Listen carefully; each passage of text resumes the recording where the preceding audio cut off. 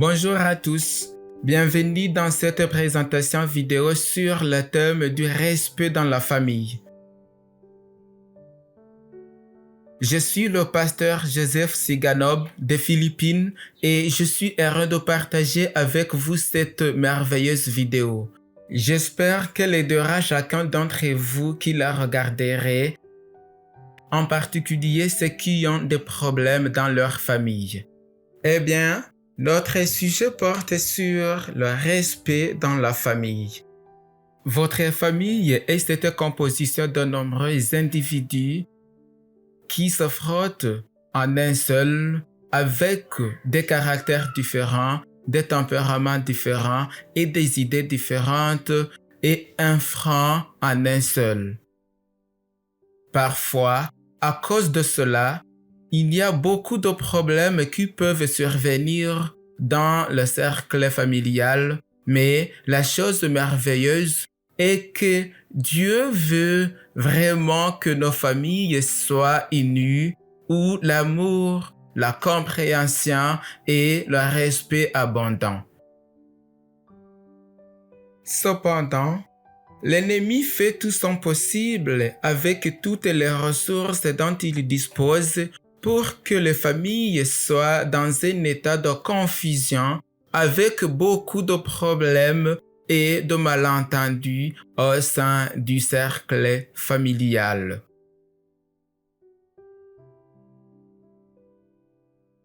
Mais nous devons toujours nous rappeler que l'unité et l'amour dans la famille sont très importants si nous voulons avoir une famille heureuse. Et cette famille heureuse n'arrive pas par hasard. Il y a quelque chose que chaque membre doit faire pour que sa famille soit unie et reste heureuse. Parlons donc l'un des ingrédients indispensables pour que la famille reste saine, pour qu'elle reste dans un état de bonheur où l'amour abonde, et il s'agit du respect dans la famille. Vous savez, personnellement, je dois vous raconter une histoire qui m'est arrivée lorsque je me suis marié. Ma femme et moi sommes mariés alors que nous étions tous à l'âge de 21. Nous avons grandi dans différents types de familles. J'ai grandi dans une famille où mon père avait le dernier mot dans le ménage, alors que ma femme a également grandi dans une famille où il semble que la mère était celle qui avait le dernier mot dans le ménage. J'ai grandi dans l'une des régions les plus reculées de notre localité, tandis que ma femme a grandi dans une communauté plus développée que la mienne. Nous savons et nous comprenons que l'environnement dans lequel nous vivons et grandissons a une grande influence sur notre être. Et la façon dont nos parents nous élèvent a une influence sur notre esprit qui peut être très différente de celle d'autres personnes. L'environnement dans lequel ils vivent, le type de famille dans laquelle ils grandissent, le type de discipline qu'ils ont pendant leur enfance et leur croissance, tout cela a une grande influence sur leur croissance, en particulier sur la formation de leur caractère. Ainsi, lorsque ma femme et moi nous sommes mariés, en raison de la grande différence entre les communautés dans lesquelles nous avons grandi et le type de famille que nous avons rencontré quelques problèmes lorsque nous nous sommes réunis. J'essayais d'être la voix de notre famille et ma femme aussi, puisqu'elle a grandi dans une famille où sa mère semblait être la voix de la famille Elle voulait aussi être la voix de notre foyer et nous avons donc connu quelques problèmes au sein de la famille. Au début, j'ai essayé du mieux que j'ai pu de changer ma femme pour qu'elle soit comme je voulais qu'elle soit et c'est généralement ce que tout le monde veut envers les autres, surtout envers son conjoint. Ils veulent changer l'autre personne pour qu'elle soit comme ils le souhaitent et c'est ce que j'ai fait.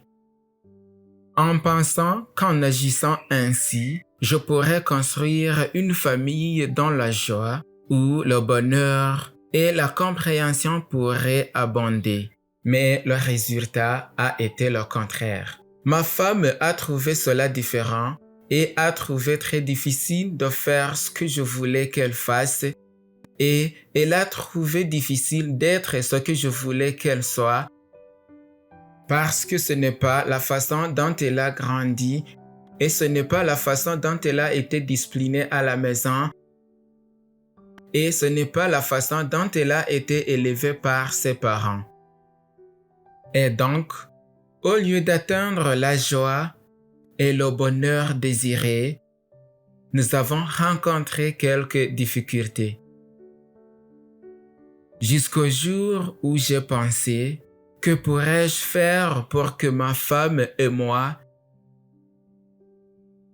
soyons heureux l'un avec l'autre, sans une raison impérieuse de faire quelque chose parce qu'un autre veut que vous fassiez ceci ou cela, jusqu'à ce que j'apprenne que je devais accepter et aider ma femme à développer ces bonnes qualités qui sont en elle et essayer d'aligner ces traits de caractère qui ne se rencontraient pas. Et donc, je l'ai respectée pour ce qu'elle était et je l'ai acceptée. Je l'ai respectée pour ce qu'elle était et ce qu'elle est. Je l'ai acceptée avec tous ses désirs, avec toutes ses façons d'aborder les problèmes, avec toutes ses façons de penser à certains concepts et je ne me suis pas contenté de lui imposer mes idées et ma façon de penser et cela a donné de très bons résultats. Ma femme et moi n'avons pas beaucoup de problèmes dans notre famille.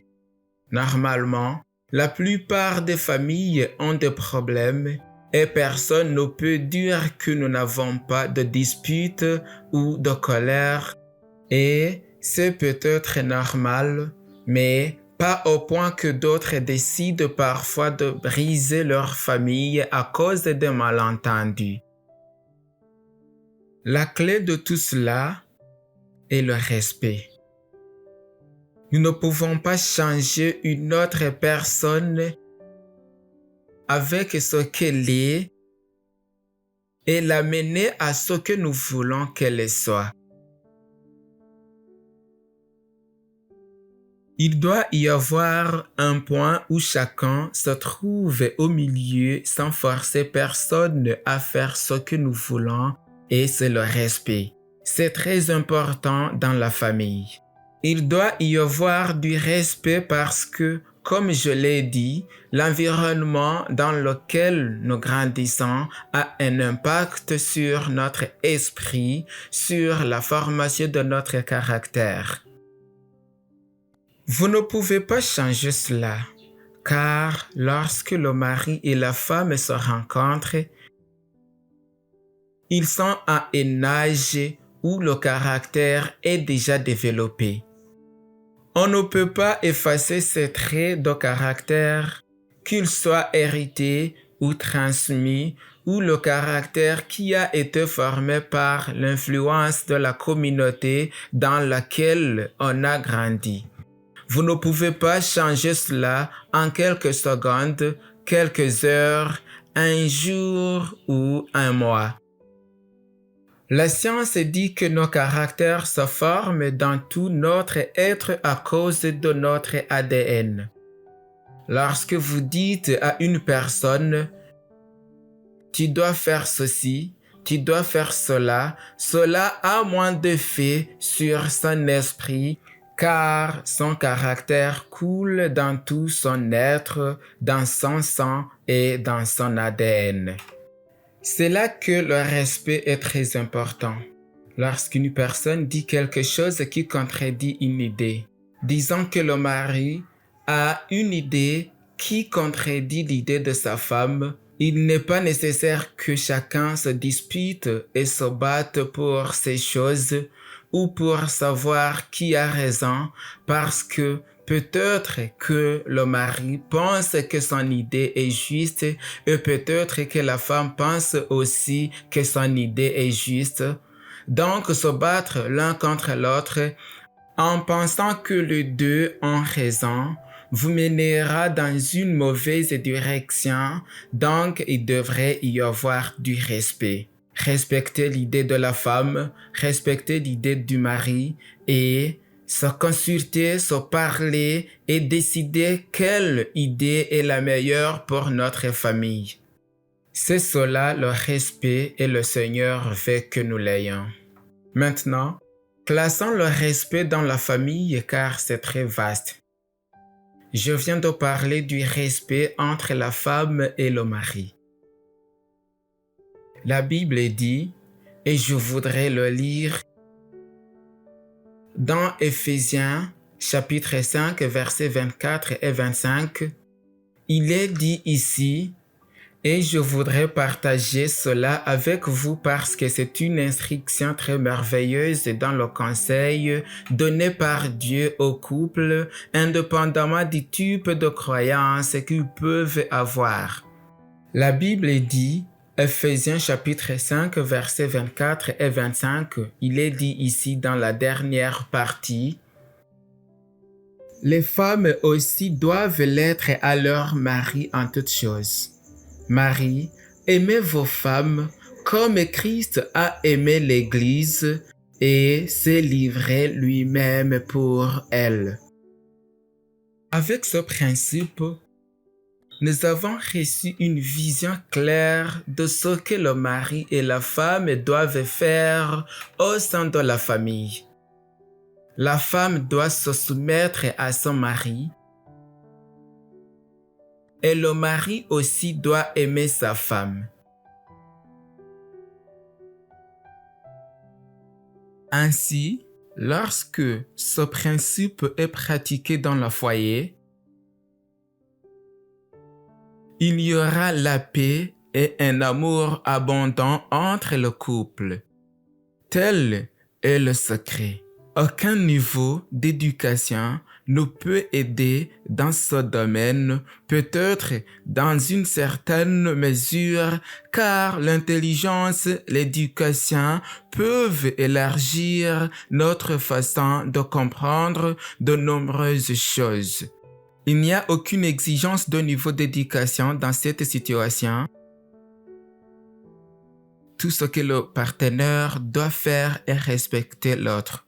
La femme elle-même doit respecter son mari et le mari aussi doit aimer sa femme, donc il y a des respects. Lorsque la femme a quelque chose à faire, le mari doit l'écouter. Lorsque le mari a quelque chose à dire, la femme doit aussi l'écouter. Et ils se réunissent, se concertent et discutent ensemble et décident ensemble de ce qui est le mieux, ce qu'ils doivent faire pour leur famille. Voilà donc le respect entre le mari et la femme. Ensuite, le respect entre les parents et les enfants. Et c'est parfois la partie la plus difficile, surtout lorsque le couple, mari et femme, ne parvient pas à se respecter mutuellement. Il peut avoir du mal à faire preuve du respect envers ses enfants et les enfants aussi auront du mal à respecter leurs parents. Vous voyez, il y a un dicton qui dit que le respect engendre le respect. Si vous voulez être respecté par les autres, vous devez d'abord faire preuve de respect. Alors, en quoi le respect entre le parent et l'enfant est-il une chose nouvelle? Comme je l'ai dit, selon la science, nos caractères traversent tout notre être à cause de notre ADN. C'est dans le sang, génétiquement parlant. Et parce que c'est dans notre sang, selon la science, cela peut être transmis à notre progéniture, ce qui signifie que les caractères et les tempéraments que nos enfants ont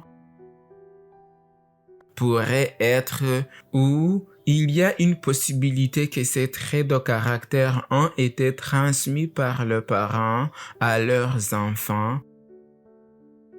Et parce que le parent, mari et femme, ont un ADN différent et les deux peuvent transmettre leur ADN à leurs enfants, cela ne peut que signifier qu'il y a une grande possibilité et c'est une réalité que leur progéniture, leurs enfants ont également différents types de caractères, différents types de vertus, différentes compétences et différents tempéraments.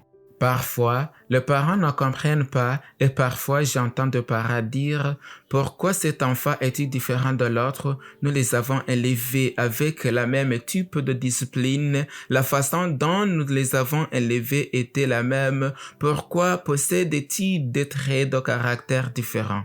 Ils doivent comprendre que c'est parce que nous, mari et femme, avons aussi des caractères différents, des tempéraments différents et tout cela a été transmis à notre progéniture. Donc, l'un ou l'autre, lorsque vous avez plus d'un enfant dans la famille, vous pouvez vous entendre à ce que vos enfants aient des types de caractères différents. À cause de cela, certains parents ont des difficultés à aborder ce problème parce qu'ils ne connaissent qu'un seul type ou une seule forme de discipline envers leurs enfants. S'ils aiment l'un des enfants et n'aiment pas le caractère de l'autre, et qu'ils imposent un type de discipline à l'un et le même type de discipline à l'autre, il semble qu'ils diront que l'un des enfants est différent, ne nous écoute pas et ne se soumet pas à nous à cause de ceci et de cela. Ainsi, il semble y avoir des problèmes et cela laisse les enfants être parfois irrespectueux envers leurs parents. De plus, si le mari et la femme ne se respectent pas l'un envers l'autre et se montrent irrespectueux devant les enfants, ces derniers auront du mal à respecter leurs parents parce qu'ils voient que leurs parents ne sont pas respectueux l'un envers l'autre. Alors, que doivent faire les parents dans cette situation? Tout d'abord, je l'ai déjà dit, les deux parents doivent se respecter.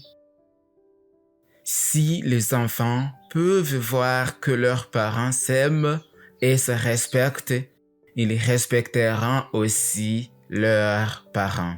Dans la Bible également, je voudrais lire une fois de plus le chapitre 6 de l'épître aux Éphésiens qui dit au verset 4 « Et vous, pères, n'irritez pas vos enfants, mais élevez-les en les corrigeant et en les instruisant selon le Seigneur. » Vous voyez, d'abord et avant tout, les parents ont la responsabilité de leurs enfants, de prendre soin d'eux, de ne pas les inciter à faire des choses qui ne sont pas justes.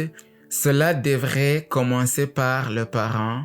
Le respect commence le respect. Si les parents ont du respect, tous les deux en tant que mari et femme, Je le répète, leurs enfants en feront autant, quelles que soient leurs différences de caractère et de tempérament. Les parents doivent comprendre, ils ne doivent pas crier sur leurs enfants en leur disant « Ton frère aîné est meilleur que toi. Vous devez les respecter, vous devez leur montrer qu'ils sont précieux à vos yeux, précieux aux yeux de leurs parents, quelle que soit la différence de leur caractère, et ils apprendront aussi à respecter leurs parents. » Ils peuvent voir dans leurs parents le genre d'attitude qu'ils apprécient le plus parce qu'ils ont aussi été appréciés. Alors, ils apprendront aussi à apprécier leurs parents. Nous ne devons pas essayer de changer les autres avant de nous changer nous-mêmes. Cela n'arrivera pas. Il faut d'abord commencer par soi-même, par le parent, et les enfants copieront le type d'action de leurs parents.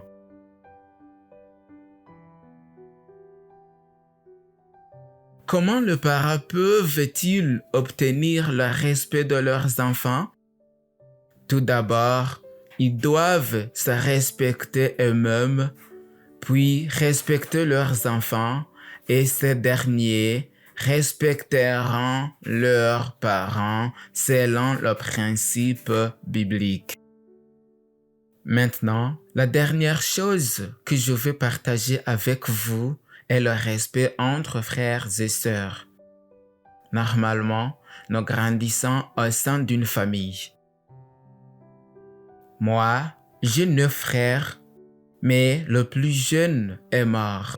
Je vais dire que nous sommes 9 dans la famille, pas seulement des frères, mais des frères et sœurs. Mais notre plus jeune frère est décédé à son très jeune âge en 2015. Donc, à partir de maintenant, nous n'avons que 8 frères et sœurs dans la famille. Nous avons tous des tempéraments différents, nous avons tous des caractères différents, nous avons tous des points de vue différents et nous avons tous des projets différents dans nos vies. Nous sommes tous déjà adultes, nous avons tous nos propres familles. Mais je dirais que malgré nos différences d'opinion, de tempérament, de caractère, nous avons été liés les uns aux autres par l'amour et le respect. Pourquoi est-il important pour les frères et sœurs d'avoir du respect les uns envers les autres? Moi-même, parce que je grandis dans une famille très nombreuse, nous étions très pauvres. Jusqu'à présent, nous sommes trop pauvres, mais je dirais que nous sommes une famille très heureuse. Tous mes frères et sœurs sont unis les uns aux autres sans penser à eux et non au bien de toute la famille. Je n'avais que 10 ans lorsque ma mère est morte, mais jusqu'à présent, l'amour que nous avions avec mes frères et sœurs est tellement authentique. Nous avons nos problèmes, nous nous disputons parfois, nous pouvons ne pas être d'accord avec beaucoup de choses dans la vie, mais nous ne nous querellons pas au point que quelque chose puisse troubler nos cœurs ou nos esprits et nous amener à nous éviter. Cela ne s'est jamais produit dans nos vies. Pourquoi le respect est-il important? Vous savez, lorsque vous avez un frère ou une sœur qui a une idée différente pour laquelle vous n'êtes pas d'accord et que votre impulsion peut être d'imposer votre idée à cette personne parce que c'est ce que vous pensez être juste, cela conduit à une agitation négative au sein de la famille. J'ai constaté que c'était une réalité dans notre famille. Vous savez, oui frères et sœurs, jusqu'à présent, chacun d'entre nous a sa propre famille. Tous ont leurs propres fils et filles. J'ai aussi les miens. Ils ont une vision différente de ce qu'ils veulent pour leur famille. J'ai aussi une vision différente de celle dont j'élève les miens. La façon dont ils résolvent les problèmes peut être différente de la mienne, mais nous nous respectons mutuellement. D'accord? Si c'est ce qui est bon pour vous, nous prierons pour vous et espérons que vous réussirez. Nous sommes là pour vous soutenir.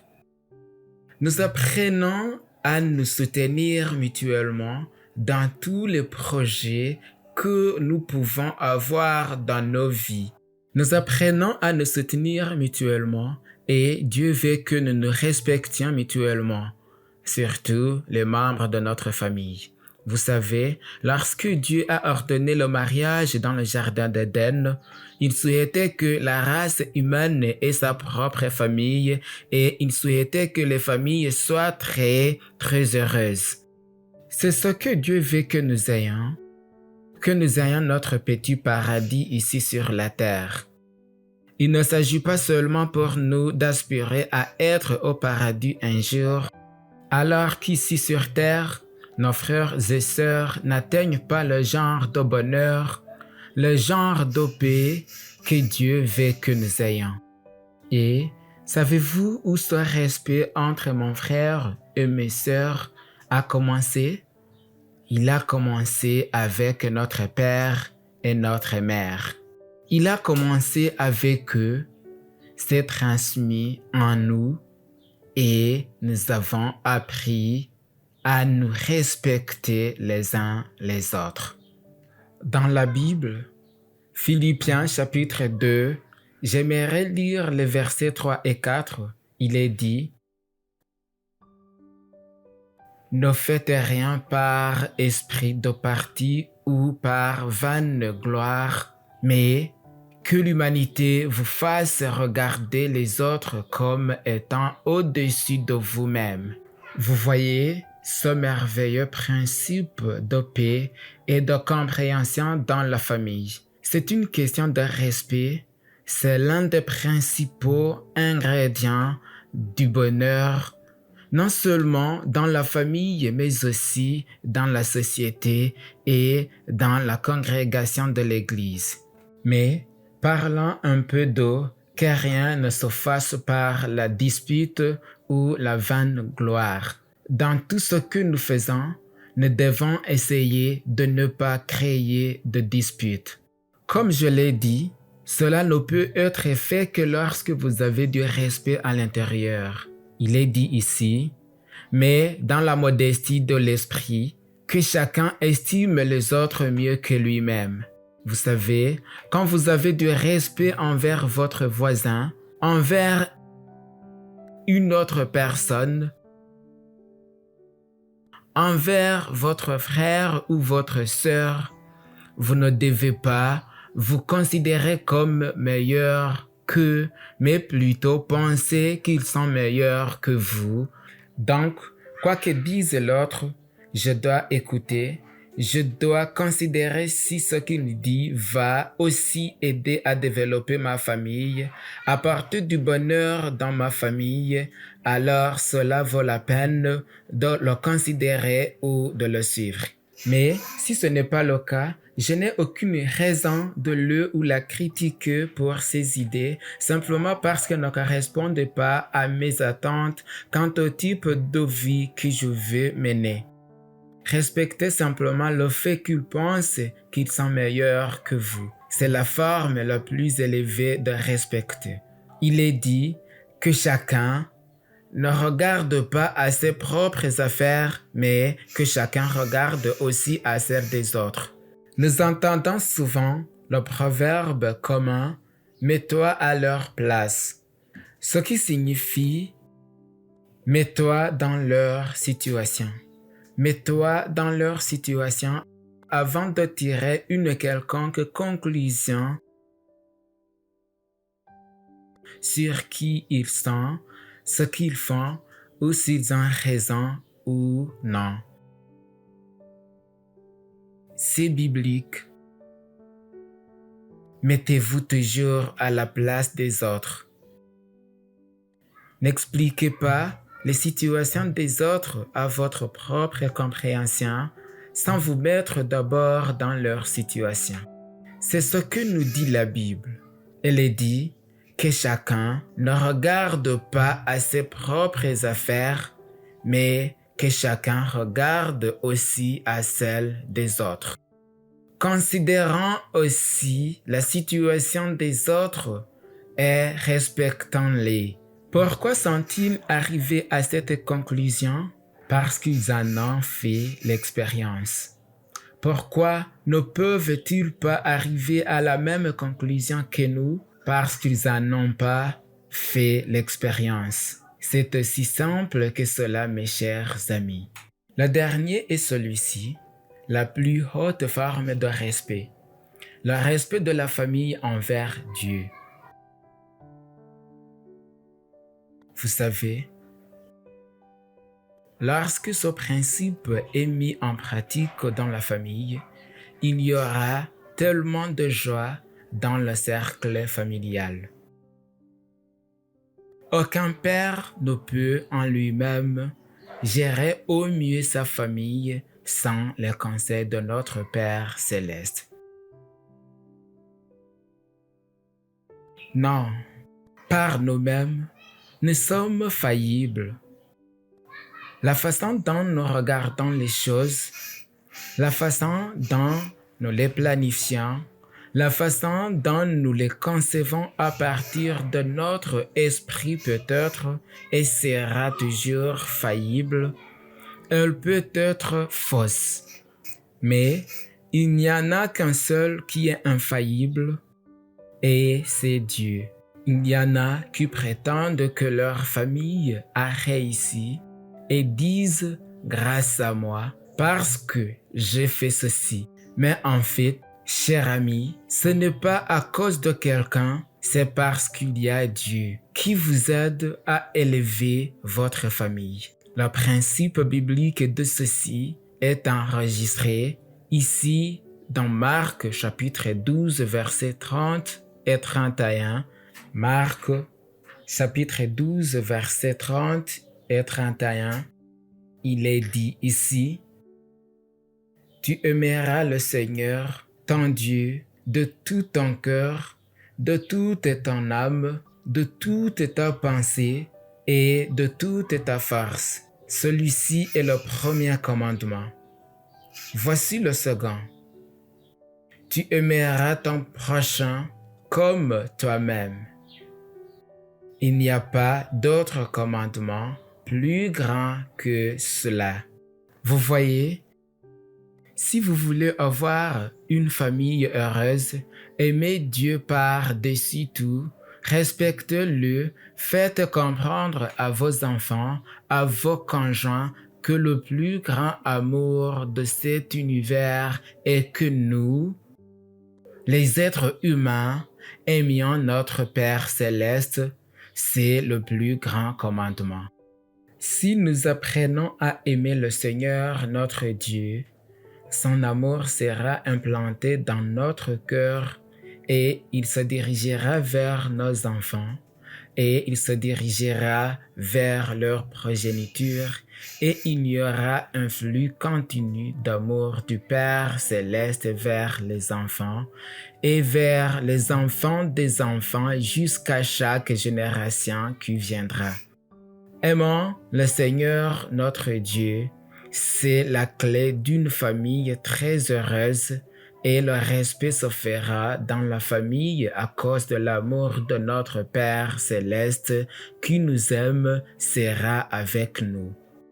J'espère que cette vidéo aidera chacun d'entre vous si nous n'avons pas le désir d'avoir du respect de la part des conjoints envers leurs enfants, envers leurs frères et sœurs, changeons notre perspective de ceci maintenant.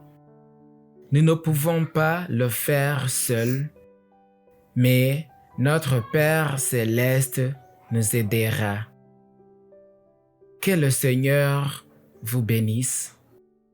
J'espère qu'un jour, votre famille sera heureuse, pas seulement ici sur terre, mais je voudrais dire que j'espère et je prie à tous ceux qui vont regarder cette vidéo que votre famille soit un jour heureuse, de plus en plus, et le plus dans la maison céleste que le Seigneur nous prépare. Que le Seigneur vous bénisse, c'est mon désir et ma prière. Merci.